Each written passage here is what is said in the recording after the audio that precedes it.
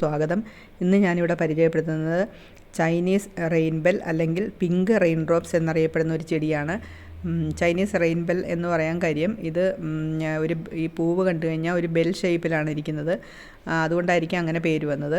പിന്നെ pink rain drops എന്നറിയപ്പെടുന്നത് ഇതിൻ്റെ മൊട്ട് കണ്ടു കഴിഞ്ഞാൽ ഒരു മഴത്തുള്ളി ഇങ്ങനെ നിൽക്കുന്ന പോലാണ്, ഒരു പിങ്ക് കളറിലുള്ള മഴത്തുള്ളി നിൽക്കുന്ന പോലത്തെ ഒരു ഫീലിംഗാണ്. അതുകൊണ്ടായിരിക്കാം അങ്ങനെ പേര് വന്നത്.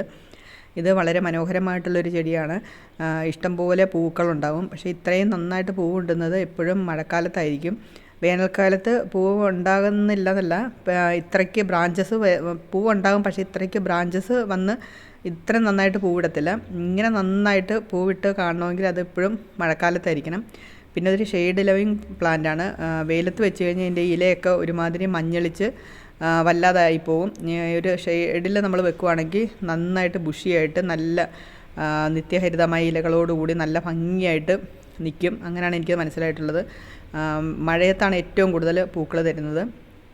പിന്നെ ഇതിൻ്റെ പ്രൊപ്പഗേഷൻ എളുപ്പമാണ്. ഇതിൻ്റെ ഏതെങ്കിലും ഇപ്പം നോക്കിയാൽ അറിയാം, താഴെ നിന്ന് ഇഷ്ടം പോലെ ഇങ്ങനെ പുതിയ പുതിയ തൈകൾ ഇങ്ങനെ ഉണ്ടായിക്കൊണ്ടിരിക്കും.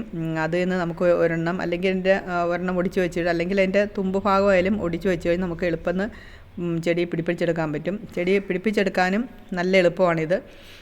ഇത്ര നന്നായിട്ട് മനോഹരമായിട്ട് പൂത്ത് നിൽക്കുന്നത് മഴക്കാലത്താണെന്ന് മാത്രമേ ഉള്ളൂ. പിന്നെ അധികം കീടരോഗബാധയൊന്നും ഇല്ലാത്തൊരു ചെടിയാണ്. അധികം ഈ പറഞ്ഞ പോലെ അധികം കെയറിങ്ങും ആവശ്യമില്ല. ഏതെങ്കിലും ഒരു ഷെയ്ഡുള്ളിടത്ത് നട്ടു കൊടുത്തു കഴിഞ്ഞാൽ നന്നായിട്ട് ഫ്ലവർ തരും. നമുക്ക് എളുപ്പം പ്രൊപ്പഗേറ്റ് ചെയ്യാനും പറ്റും. പിന്നെ പൂക്കളുടെ ഭംഗി കാണാൻ മനോഹരമാണ്. ചെറിയ പൂക്കളാണെങ്കിലും ഇതെല്ലാം കൂടെ ഒന്നിച്ച് നിൽക്കുമ്പോഴത്തേക്ക് അതിൻ്റെ ഭംഗി ഒരു പ്രത്യേകമായിട്ടുള്ളൊരു ഭംഗി തന്നെയാണ് ഇതിന്. ചെറിയ പൂക്കളാണ് ഉണ്ടാകുന്നത്. ഒരുമിച്ച് നിൽക്കുമ്പോഴാണ് അതിൻ്റെ ഭംഗി വരുന്നത്. അങ്ങനെ ഈ വീഡിയോ എല്ലാവർക്കും ഇഷ്ടപ്പെട്ടെന്നാണ് വിചാരിക്കുന്നത്.